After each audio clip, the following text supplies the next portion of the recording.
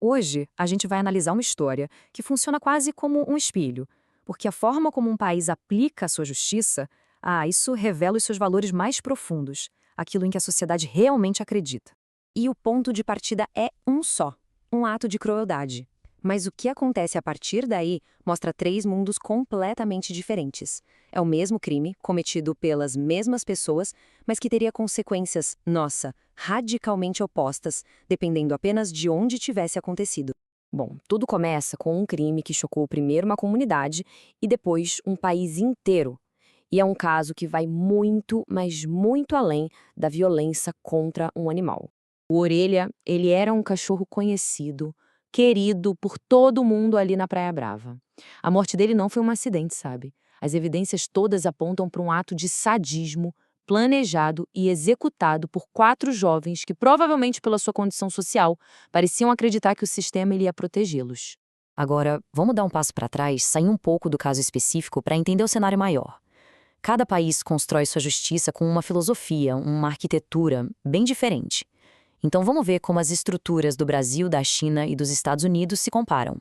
No Brasil, essa metáfora é perfeita. Temos uma fachada de leis super avançadas, super protetoras. O Estatuto da Criança e do Adolescente, a própria Constituição, tudo parece muito moderno. Só que na prática, existe uma porta dos fundos, né? Especialmente para menores de 18 anos que vêm de famílias com recursos. Essa porta transforma crimes em atos infracionais e penas, não. Penas viram medidas bem mais brandas. Já na China, a lógica é completamente outra. A justiça lá não está tão preocupada com direitos individuais, mas sim com a ordem coletiva, com a tal harmonia social. Um ato de crueldade que choca a opinião pública é visto como uma ameaça direta a essa harmonia. E o Estado adora usar esses casos para dar um exemplo bem claro. E aí a riqueza não só não protege, como pode até ser usada na narrativa como um sinal de corrupção de caráter pelo privilégio. E aí chegamos nos Estados Unidos, que é tipo um cassino. Não existe um sistema, mas 50. O que acontece com alguém depende totalmente do estado onde o crime aconteceu. Em lugares como a Flórida, por exemplo, as leis contra a crueldade animal são extremamente severas. E um adolescente pode, sim, ser transferido para o sistema adulto. A sorte ou o azar da geografia define tudo.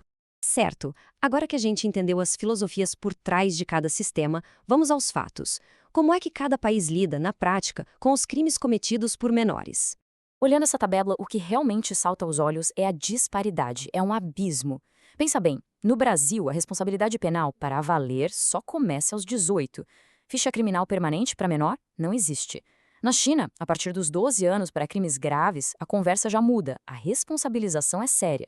E nos Estados Unidos, é aquela variação enorme, mas em muitos estados, crueldade animal é felony, um crime grave, e os pais podem até ser responsabilizados criminalmente. O ponto crucial é esse, o abismo que existe no peso das consequências. Então, vamos fazer um exercício. Vamos aplicar essas regras todas ao caso da Orelha. O mesmo ato, as mesmas pessoas. Como essa história terminaria em cada um desses cenários? No Brasil, a gente viu exatamente como a casa de vidro funciona. O crime é reclassificado. Os suspeitos são protegidos por lei, a ponto de viajarem para o exterior no meio da investigação. Um pai tenta interferir no processo e o sistema se move bem devagar. O resultado mais provável no final das contas é uma internação curta que acaba aos 21 anos e não deixa nenhuma marca na vida adulta dos agressores. Agora, na China, o tribunal sem janelas agiria rápido. A pressão popular online seria o gatilho. Os jovens seriam detidos em questão de horas. Aquele pai que tentou atrapalhar a justiça seria detido imediatamente para a investigação. O veredito seria duro, exemplar, para restaurar a tal harmonia social e mostrar a força do Estado. E no cassino da Flórida? A aposta seria altíssima. O ato é classificado como um crime grave. Os promotores teriam o poder de jogar o caso para o sistema adulto.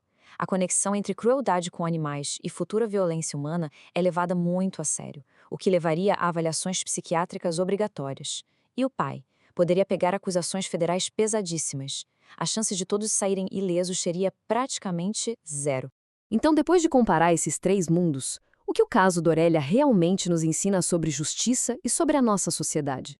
E a conclusão, no fim, é essa: nenhum sistema é ideal. O sistema brasileiro é seletivamente cego para os crimes dos privilegiados. A justiça chinesa é cega para os direitos individuais e funciona conforme o poder político. E o sistema americano, embora possa ser duro, é seletivamente brutal, aplicando seu peso de forma bem desproporcional, dependendo de fatores como raça e renda. Essa pergunta, feita por um manifestante, ela captura o medo principal por trás de tudo isso. Quando a crueldade não tem consequências irreais para um certo grupo, ela não para por aí. Ela só muda de alvo.